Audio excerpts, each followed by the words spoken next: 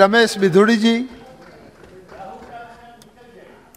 बहुत बहुत धन्यवाद अध्यक्ष जी। आपने मुझे बजट 2022 पर बोलने का मौका दिया। मैं इस बजट के समर्थन में खड़ा हुआ हूँ। जो बजट नींव है आत्मनिर्भर भारत से माननीय प्रधानमंत्री जी ने कहा आधुनिक भारत की, मैं बाहर भी और कई मेंबरों से उनके भाषण में भी सुनता रहा 35 साल बाद क्या होगा। अध्यक्ष जी, देश जब आज़ाद हुआ 1947 में, 1857 में उसकी नींव रखी गई थी। 1857 में धन सिंह कोतवाल, मंगल पांडे मेरठ की जेल में, वो 10 क्रांतिकारी और 50 अंग्रेजी सेना में जो सैनिक थे, उन्होंने अगर करवट ना ली होती तो 90 साल तक ये युद्ध चला था। तब भारत देश आजाद हुआ था 200 साल की गुलामी के बाद। लेकिन वो कहते हैं कि कल क्या होगा, परसों क्या होगा, इन्होंने कभी इस बारे में सोचा नहीं।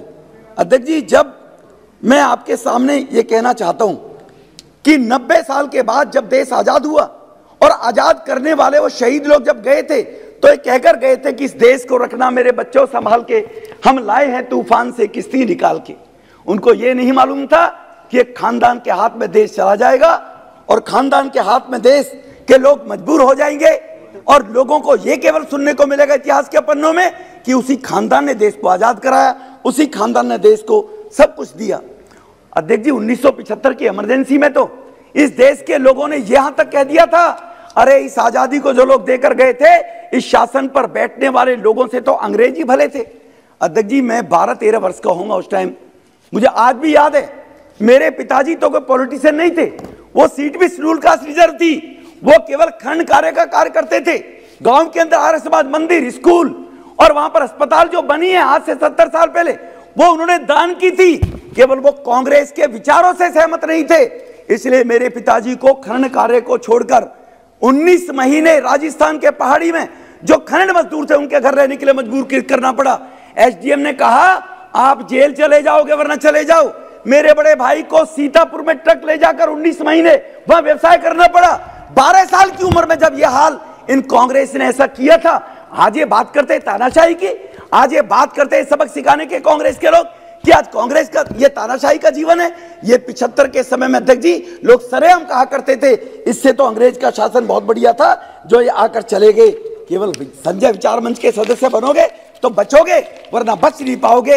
ये स्थिति इस देश की लोगों ने की। अध्यक्ष जी, सच्चे मायनों में ये माने प्रधानमंत्री जी ने जैसे बताया और अभी प्रद्युत जी भी कह रहे थे, हाँ 2 भारत हैं। इनको नजर ही नहीं आया कि 9 करोड़ गरीबों को उज्ज्वला योजना में गैस कनेक्शन देकर उनको सम्मान दिया। इनको नजर ही नहीं आया ये केवल 7-8 लाख मकान 10 साल में दे पाए, 3 करोड़ गरीबार को मकान दे दिए गए।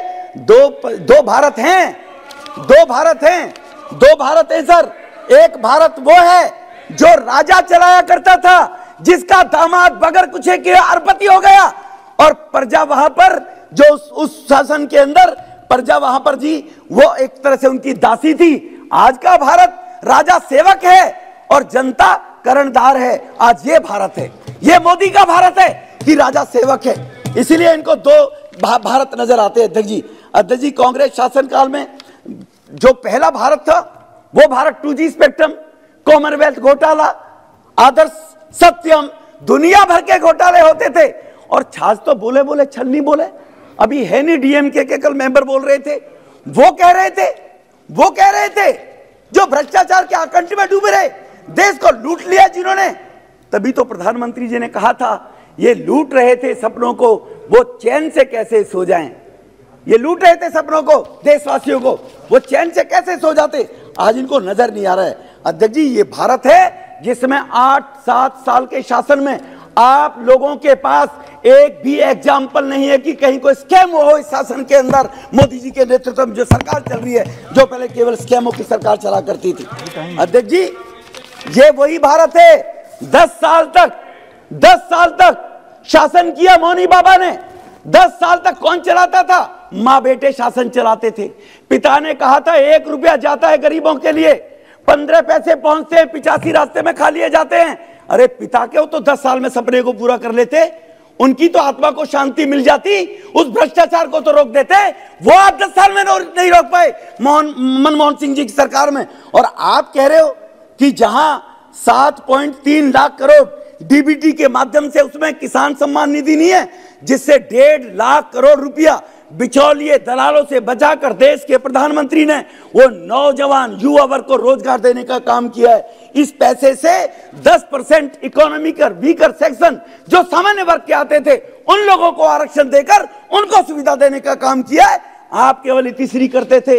वुमेन, SC, ST और समाज के लोग, सबका साथ, सबका विकास, सबका विश्वास, सबका प्रयास, ये चरितार्थ करके दिखाया देश के प्रधानमंत्री जी ने इस बजट के अंदर।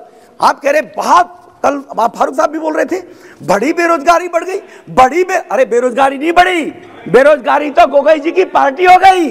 बेरोजगार तुम हो गए। 2009 में तुम 206 थे और 2019 में 52 रह गए, तुम बेरोजगार हो गए।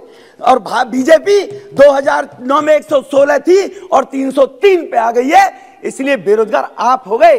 देश में बेरोजगारी है, मैं मानता हूं, लेकिन उसका प्रतिशत अगर निकालोगे आप, वो निकालोगे आप, वो 70 साल में तुम्हारी देन थी। 70 साल का कूड़ा 7 वर्ष में निकालेगा नहीं, और 10 साल अभी देश देगा जब मोदी साहब को, तब नजर आएगा आत्मनिर्भर भारत के साथ में। कौशल विकास योजना, मैं एग्जांपल देता हूं। रूडी साहब कौशल विकास मंत्री थे, मेरे वहां ओखले में इन्होंने एक कौशल विकास केंद्र खोला। जब 2015 में सर वहां पर कौशल विकास केंद्र में जो छात्र आते थे वो 2000 की संख्या थी। आज वहां पर 7300 नए नौजवानों ने कौशल की अपनी, उन्होंने सारी कौशल योजना के साथ से स्किल्ड होकर, और 76% लोगों को प्लेसमेंट दी गई है। एक एग्जांपल केवल मैं ये साउथ दिल्ली के ओखला का दे रहा हूं सर आपके बाद में। सर अभी ये कह रहे हैं कि गरीबों के लिए कुछ सर मैं छूटा था, खेत में जाता था माँ के साथ, गांव का रहने वाला हूं। माँ कहती थी 5 बजे बेटा अब मैं निकलूंगी, मुझे कुआं से पानी भर के लाना ना, तुम कटाई करते रहो। आज इस बजट के अंदर 60,000 करोड़ रुपए की व्यवस्था की गई है कि गरीब 9 करोड़ परिवारों के घर में नल से जल दिया जाएगा। किसान, मजदूर किसान खेत में काम करेगा तो 5 बजे खेत से भागेगा नहीं, वो शाम तक 7 बजे तक काम करेगा, क्योंकि नल से उसके घर में जल आ जाएगा, उसके काम के हरजाई को रोका जाएगा इस बजट के माध्यम से। सर मुद्रा बैंक के लोन के कारण से 20 करोड़ लोन दिए गए, 30 करोड़ लोगों को रोजगार दिया गया। गोगोई जी RTI लगा लीजिए, पप्पू भाई से भी लगवा लीजिए, ज्ञानवर्धन हो जाएगा थोड़ा सा, और पता लगेगा रोजगार मिला नहीं मिला है। RTI के माध्यम से पता करिए, लोगों को भ्रम कब तक फैलाते रहोगे। पब्लिक इंफ्रास्ट्रक्चर के अंदर 1,87,000 करोड़ रुपया था 2013-14 में, आज 7,50,000 करोड़, सपने में भी नहीं देख सकते थे आप लोग। पैसा कहां से आ रहा है? तो इसीलिए वो जानते हो, जाके बताएंगे रोजगार बढ़ा है या कम हुआ, ये मुझसे ज्यादा बेटर आप जानते हैं। यह बजट गरीब, मध्यम वर्ग, युवा मूलभूत सुविधा प्रदान करेगा, जिससे माननीय प्रधानमंत्री जी ने हर वर्ग की आकांक्षा को पूरा करने का ये बजट दिया है। महंगाई महंगाई महंगाई महंगाई 2003 में जब अटल बिहारी वाजपेयी जी गए थे ना, पेट्रोल 37 रुपए लीटर था, डीजल 25 रुपए लीटर था। जब 2014 में मोदी जी आए थे, पेट्रोल 78 रुपए लीटर था और डीजल 62 रुपए लीटर था। 37 से 78 किसने किया 10 साल में, और 78 से केवल 30% बढ़ा है, 100 पे आया। महंगाई महंगाई महंगाई महंगाई, गाने भी सुने हुए, हाय महंगाई तू कहां से आई तुझे मौत ना आई, ये कांग्रेस के जमाने में गाया जाता था घर घर में। हाय महंगाई तू कहां से आई, भूल गए उन दिनों को, याद करिए महंगाई कहां थी। GDP की वृद्धि 6.9% से बढ़कर 9.2 हो गई। शिक्षा पर वह 65,000 करोड़ से 93,000 करोड़ हो गया। विश्वविद्यालय 723 से 1,000 बन गए, 723 से 1,000। देश की राजधानी दिल्ली में 45 साल में कोई नया कॉलेज नहीं खोला, पहला कॉलेज खुला है तो मोदी जी के नेतृत्व में दिल्ली के अंदर यमुना घाटी में कॉलेज खुला है। मैं माननीय फाइनेंस मिनिस्टर से निवेदन करूंगा 225 करोड़ रुपया उसके लिए आप जरूर दें। वो कॉलेज बनकर दिल्ली विश्वविद्यालय का एक दिल्ली के नौजवानों के लिए तैयार हो जाएगा। जो कॉलेज 45 साल में मंजूर नहीं किया था आपने, इस सरकार ने मंजूर किया है। यह है मोदी जी की सरकार। क्या बराबरी करोगे आप? 13.82 लाख 13.82 लाख घर बनाए थे 10 साल में, कहां गया माल? और अब 3 करोड़ परिवारों को मकान बना कर दे दिए 7 साल के अंदर। यह मोदी है तो मुमकिन है। यह है गरीबों की सरकार और गरीबों की आवश्यकता की पूर्ति करने वाली सरकार। उज्ज्वला योजना का मैं जिक्र कर चुका हूं। गरीब वंचित, उपेक्षित जो रेहड़ी लगाता है, पट्टी लगाता है, उस आदमी को साहूकारों के सामने 10% पर रोना पड़ता था। बैंक के अधिकारी घर पे जाकर कह रहे हैं स्वनिधि योजना से आइए 10,000 रुपए का लोन लीजिए, 10,000 रुपए के लोन में 1 पैसा ब्याज नहीं देना पड़ेगा। वो लोन देश के कम से कम 50 लाख नौजवानों को दिया जा रहा है, गरीबों को, जो रेहड़ी पटरी फल सब्जी बेचने वाले गरीब लोग हैं, उनकी व्यवस्था इस सरकार ने की है। आप उसकी क्या बराबरी करोगे? इस स्वनिधि योजना से 38 करोड़ लोगों के ई श्रम कार्ड बनाने का जो टारगेट है, 2 लाख रुपए का इंश्योरेंस है। जो लोग प्राइवेट सेक्टर में, जो लोग पीएफ वगैरह जिनका नहीं करता है, प्राइवेट सेक्टर में काम करते हैं, क्या होगा? उसकी मौत हो जाए तो क्या होगा? एक्सीडेंट कभी सोचा?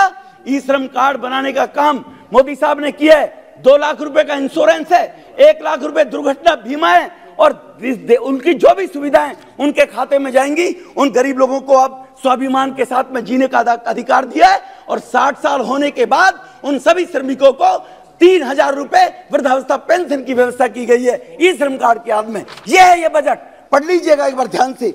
नेशनल हाईवे दिल्ली में 27% पॉल्यूशन मोदी जी की वजह से कम हुआ है।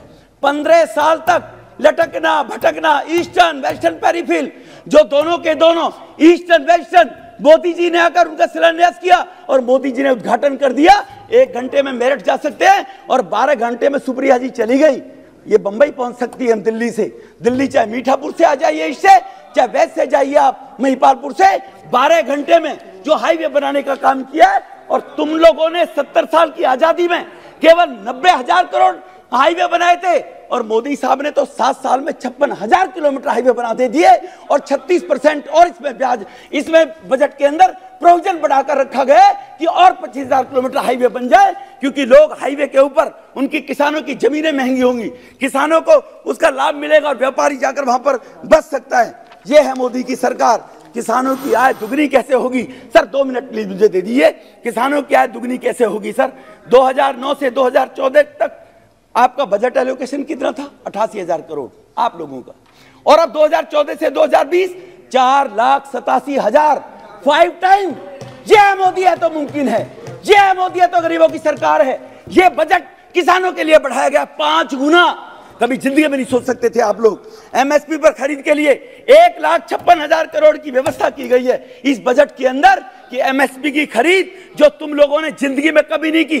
तुम्हारे शासन में गेहूं की खरीद होती थी, प्रोक्यूरमेंट 33,000, जो यहाँ की सरकार ने बढ़ाकर किया। गेहूं को 62,000, धान की होती थी 63,000, जो 1,40,000 प्रोक्यूरमेंट एमएसपी के रेट पर इस सरकार ने किसानों की फसल खरीदी है। और जहां डीबीटी के माध्यम से किसानों के खातों में ये डायरेक्ट पैसा गया है। अब 85 वाले आपके नेताजी के, पप्पू जी के पिताजी जो बेचारे कहते रह गए, वो सपना मोदी जी ने पूरा किया है कि 100 रुपए जाएंगे तो 100 गरीब के खाते में पहुंचेंगे। सर 2 मिनट सर, देखो मेरा 15 मिनट का टाइम था, माने राकेश जी ने मुझे दिया है, इसलिए मुझे 15 मिनट बोलने दिया जाए।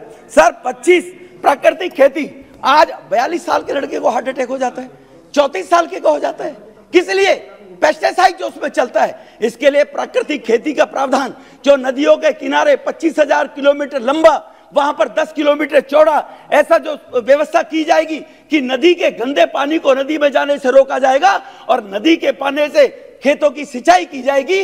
और जो नौजवान आज पेस्टिसाइड सब्जियां खाकर, फसल खाकर बीमार हो रहे, मर रहे हैं, उनकी जिंदगी को बचाया जाएगा। जैसे दिल्ली के अंदर 27% पॉल्यूशन कम करके 1.5 से 2 लाख हैवी वाहन बाहर निकल जाते हैं, वरना दिल्ली के लोग दम घुटकर हजारों लोग हर साल मरा करते थे। उनका जीवन बचाने का काम किया है, जो दम घुट से नहीं मरते हैं। इसलिए सर मुंबई कनेक्टिविटी मैंने आप सबके सामने बताया। सर मैं एक बार बस मैं अपनी बात को समाप्त करता हूं। सर एक बात कहकर मैं अपनी बात को इसलिए समाप्त करूंगा कि पुनः मैं फाइनेंस मिनिस्टर साहब से निवेदन करूंगा कि वो दिल्ली विश्वविद्यालय का जो कॉलेज सैंक्शन हो गया है, उसकी 4 दीवारी हो रही है। यूजीसी के चेयरमैन ने 66 करोड़ रुपया दे दिया है, लेकिन उसकी भवन में 2.25 करोड़ रुपया लगेगा।